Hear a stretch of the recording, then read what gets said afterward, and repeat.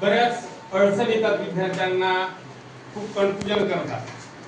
पुस्तकामध्ये या पद्धतीने दिलेलं असतं.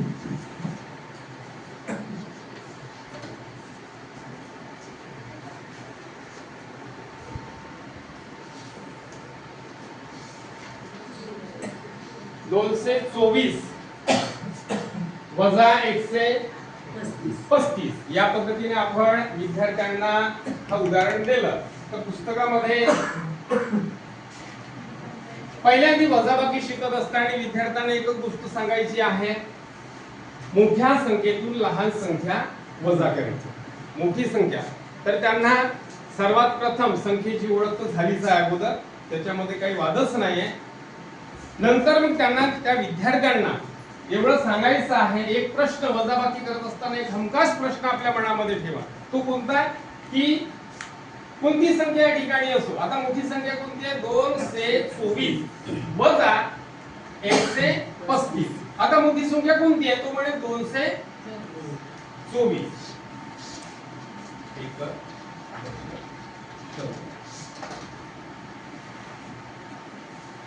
आता त्याला आपण हे पहिल्या दुसऱ्या तिसऱ्या वर्गाचा भाग आहे, हा 8व्या 9व्या 10व्या वर्गाचा नाही सर. आम्हाला ते पहिला वर्ग हँडल करत असताना कशा पद्धतीने सुरुवात केली सांगा. तर या ठिकाणी तो 224 ही संख्या मोठी आहे, पण आपण वजाबाकी करत असताना, बेरीज करत असताना प्रथमतः आपण एकक स्थानाकडून वजाबाकी करतो. वजाबाकीमध्ये पहिला घर आहे एककचा, दुसरा घर आहे दशकचा, तिसरा शतकचा, समोर बरेच आहे. तर आपण याचा विचार करणार आहोत. 4 वजा 5. आता 4 वजा 5 म्हटलं, 4 ही संख्या लहान आहे की मोठी आहे तो विचारात घेतोय याच्यामध्ये.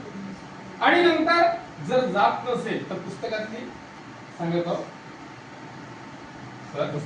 पुस्तकामध्ये मग जात नसेल तर तो काय करेल, या ठिकाणी गाडी इकडचा उचला घेईल आहे. त्याच्यामध्ये तुम्ही ते शिकवतच नाही म्हणून तुम्हाला दुसरी पद्धत सांगायची आहे. म्हणून पुस्तकातली पहिले काय करेल, तो इथून एक दशकाकडून एक, इथं किती राहिले? एक राहिले, काढलं त्या ना. नंतर मग इकडे झाले 14. मग तो काय करेल, 14 मधून आता मोठी संख्या झाली मोठी संख्या. सरांनी पहिलेच तर सांगितलं होतं आपल्याला की मोठ्या संख्येतून लहान संख्या बघा. आता 14 झाली, 14 मधून तर आपल्याला 5 सहजतेने देताच येईल. मग 14 मधून तो बोट मोजत बसेल. 14 बोट पाय, हाताची 10, पायाची 4 काढे आणि त्याच्यातून मग किती बोट? 5 बोट कमी करेल. किती राहिले मग? हा मी सांगतो नंतर. पहिले हा पुस्तकाची पद्धत सांगत आहोत मी. नंतर मग या ठिकाणी आपण दुसऱ्या द्यायची गरज राहिली का? आता अगोदरच काढलाय ना या ठिकाणी. मग तो येतं किती होते आता राहिले? 1 मधून 3, अजून तेच भानगड आहे. अजून पुढच्या समोरच्या घराकडे जाईल, तो समोरच्या घराकडे जाईल, त्याच्यातून अजून पुन्हा परत मागे तो कट केला आपण या ठिकाणी.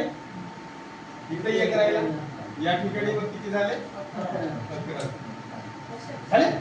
आता 11 ही संख्या मोठी आहे 3 पेक्षा, म्हणजे 11 मधून 3 कमी, अजून पुन्हा कोणा मोठे काढेल किंवा कुठे असेल जे काही शैक्षणिक साहित्य असतील त्याच्याकडे तो काढेल आणि मोजत बसेल.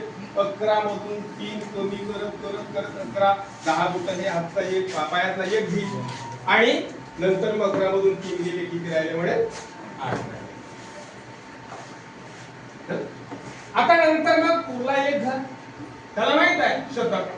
1 मधून 1 गेला, हे 0. हे झाली पुस्तकातली पुढची पद्धत. आता ही शिकवताना मला खूप कन्फ्युजन व्हायचं